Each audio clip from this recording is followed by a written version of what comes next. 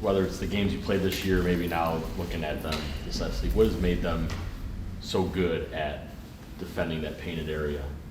They have athletes. They have athletes who are super smart, great instincts on defense, and are willing to actually go out there and give the effort on the defensive end. So that being one of the biggest parts, and then them just being on the string, you can really tell that they've done a really good job of just going over things and practicing together and being on the same page. What do you kind of see the differences between guarding like DeMar and Zach and Jason and Jalen? I'm sure they're fast. I mean, they're different type of players. Obviously, DeMar more in the mid range, more in the paint, but more so in the mid range, getting fouls, relies on getting to the free throw line. I wouldn't necessarily say that Jason's trying to, or even Jalen trying to rely on that, or relies on it at all. I think they get rhythms off of playing outside of the three, where DeMar is a little bit more inside the three, mid range, but Jason and Jalen have that kind of little step back, kind of lull you to sleep around the 3-point line, which makes them a little bit more deadly. So really just, I guess, a little thing like that, like 5 feet. And then with both of them, they're able to get to the rim once they do all that to you. Just how big of a difference is it instead of like playing the pull-up, instead of them going all the way to the rack? Right. Contested twos are big. We're going to definitely have to be on point with that. But they are also athletic, very quick, very fast. They make good decisions and driving to the basket, but also passing the ball. So, we're going to have to do a good job keeping them off the free throw line. They have more lob threats than Chicago did, and it's going to be a fun series. I think we've asked a lot about like what you miss about Chris on offense. I'm curious. You guys always tell me he's underrated on defense. So like, what do you guys kind of miss about that? Another guy that we can switch with, kind of slow him down and kind of get him to a one-on-one and kind of slow down the game. Where sometimes without Chris, we have another guy who we're not going to switch with, and sometimes you can mess up with that and it gets tricky, and they either get a three or a layup or something. So.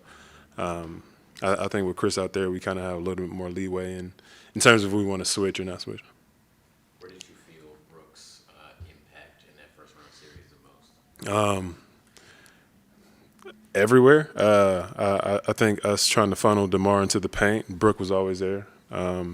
You having to shoot tough twos, contested twos over somebody who's 7 feet is hard. And then with Zach, like funneling him to the basket. Even though he's athletic, but continually going in there and seeing Brooke and seeing Giannis, you don't want to see that all the time. Sometimes you want to get like an easy layup or something like that, but I feel like Brooke did a good job of not giving anything easy.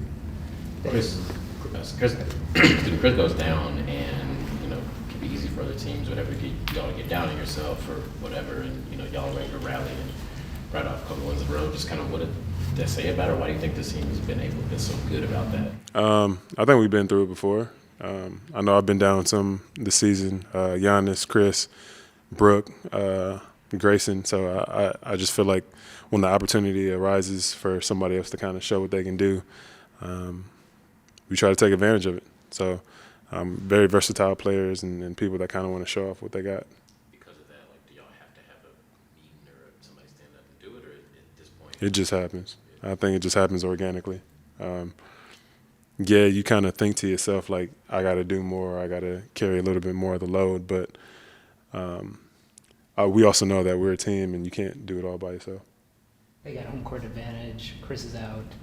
Despite being the defending champs, can you guys tap into like an underdog mentality a little bit? Sure. I feel like we just take it a game at a time, to be honest. Going into last season where it was like that with Brooklyn, it was kind of like, all right, well, we kind of know the situation and take a game at a time. We can still win there. That's great. But at the end of the day, man, this is going to be a first game of a pretty tough series, we feel. So we'll go in there, execute our game plan the best we can, try to get a win. What do you think flipped for them? Flip with who? For Boston, that they all of a sudden kind of went on this run these last. They started playing defense. Simple as that. They were, top 2 in defense. What were you able to – I know it was a really compressed period of time for you, but were you able to glean anything from Ime with Team USA? I think him and Kevin had some fun, I guess, back and forth back then, and which kind of came up in their last series. What did you learn about him, or might he have something for you? I mean, really smart. He's been around a long time. He's played. He knows what he's doing. Coaching staff, he has a couple people that we know, and a couple people from my coaching staff are also on the USA team. But I think that they're really smart the way they approach the game, and you can see it in how they build their defense. You can see it in how they run their offense. Very, very balanced. I also think after All-Star break, they started shooting the 3-ball very, very well, moving the ball very well. So it kind of seemed like they clicked at the right time, and I would say that kind of comes with coaching too. You guys try to take the rim away from other teams defensively. Obviously, that's what they try to do. How big do you feel like it can be, like Brooke and Bobby either making, doing something in the post or stretching them out to the three-point line? I think it's going to be huge to be able to kind of give Giannis lanes into the paint and I mean, give him some easy buckets sometimes. Same thing for me, but I think that as well as our three-point shooting is going to be huge. If we can knock down shots, it'll definitely open up the paint and the rim for us. What do you like about the way Marcus Smart approaches guarding opposing players? Very similar to me, and I like myself. Like such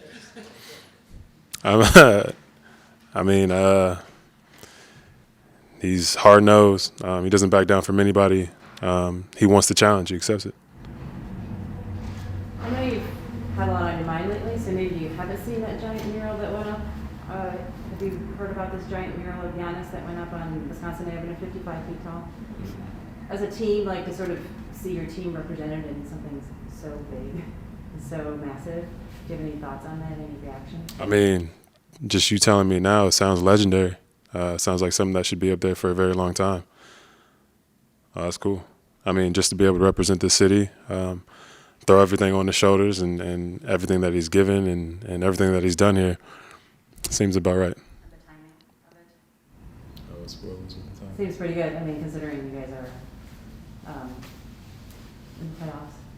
Oh, I mean, yeah, I would probably more so because we won last year. But, again, I think that everything he's accomplished here and the fact that he stayed loyal, it probably means a lot to him, but you can see that the city really embraces this, and it's cool to see.